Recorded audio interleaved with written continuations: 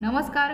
छोट्या पडद्यावरील चला हवा येऊ द्या या लोकप्रिय कॉमेडी कार्यक्रमाने प्रेक्षकांचा निरोप घेतला. सलग 10 वर्ष प्रेक्षकांचे मनोरंजन केल्यानंतर हा कार्यक्रम बंद झालाय. या कार्यक्रमातून डॉक्टर निलेश साबळे हा सूत्रसंचालक सर्वांच्या भेटीस आला. हसताय ना, हसायलाच पाहिजे असं म्हणत तो संपूर्ण महाराष्ट्रात प्रसिद्ध झाला. आता निलेश साबळेने झी मराठीवरील चला हवा येऊ द्या कार्यक्रमात पुन्हा झळकल्याबद्दल मोठे वक्तव्य केलेले आहे. बघूया ते काय म्हणतात. ते म्हणतात, जर चला हवा येऊ द्या कार्यक्रम परत सुरू झाला तर मी त्यात काम करणार नाही. कारण जेव्हा एखादी गोष्ट वारंवार करतो तेव्हा त्याचा कंटाळा येतो.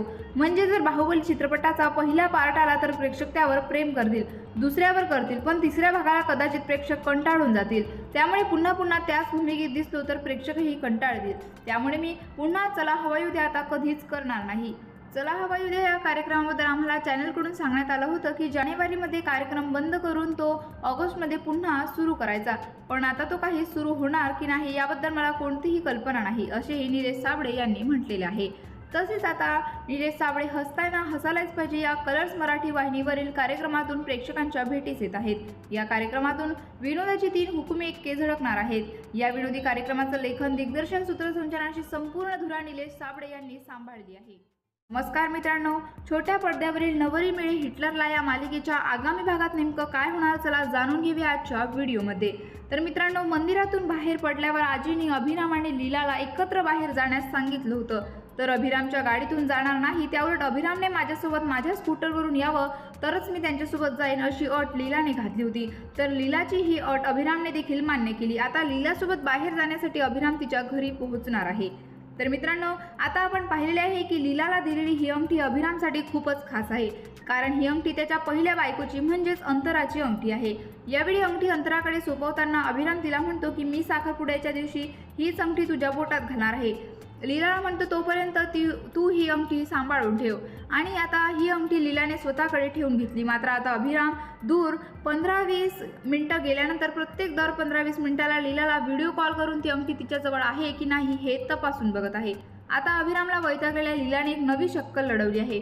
ते अभिरामला आपली अंगठी हरवल्याचे सांगणार आहे. मात्र ही अंगठी हरवलेली नसून तिने एका ठिकाणी लपवून ठेवलेली आहे. लीलाने ही अंगठी हरवली हे कळताच अभिराम चिडणार आहे आणि तिला खूप काही खडेबोल सुनावणार आहे.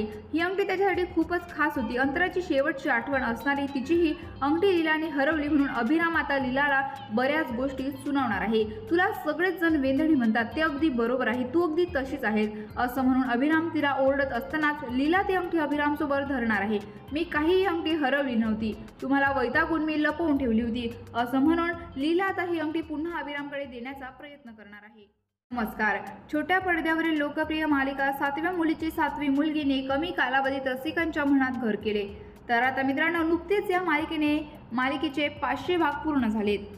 या मालिकेत रोज नवीन ट्विस्ट आणि रहस्य उलगडताना दिसत आहे. नुकतेच नेत्रा अस्तिकाचा वध करते.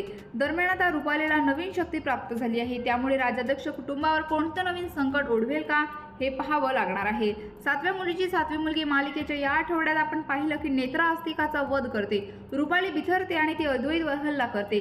त्याच वेळेस नेत्रा त्याच चाकूने रुपालीच्या गळ्यावर वार करते आणि रुपाली मेली असं सर्वांना वाटतं. तेव्हाच ती उठून बसते आणि विरोचक अमर असल्याने सर्वांना सांगते. पण रुपालीला दक्षिण दिशेकडे जाण्याचे संकेत मिळत आहेत आणि एका वाद्याच्या आवाजाने रुपालीला भंडावून सोडले आहे. त्या वाटेवर जात असतानाच रुपालीच्या हाती विरोचकाकडून एक वाद्याची खूण मिळते. जी वाद्य एक विचित्र वीणा आहे. तर मित्रांनो, विचित्र वीणाच्या सूर्योदयापासून सूर्यास्तापर्यंत रुपाली वादन करताना तिच्या हातातून खूप रक्त येते. या वादनातून रुपालीला नवी शक्ती प्राप्त झाली आहे. आता प्राप्त झालेली ही शक्ती राजाध्यक्ष कुटुंबावर कोणतं नवीन संकट ओढवेल, काय असेल विरोचकाची नवी चाल हे पाहणे खूपच महत्त्वाचे ठरणार आहे. या मालिकेच्या पुढील भागात नेमकं काय होणार हे जर तुम्हाला जाणून घ्यायचं असेल तर आपल्या लाडक्या YouTube चॅनलला सबस्क्राईब करून ठेवा. धन्यवाद.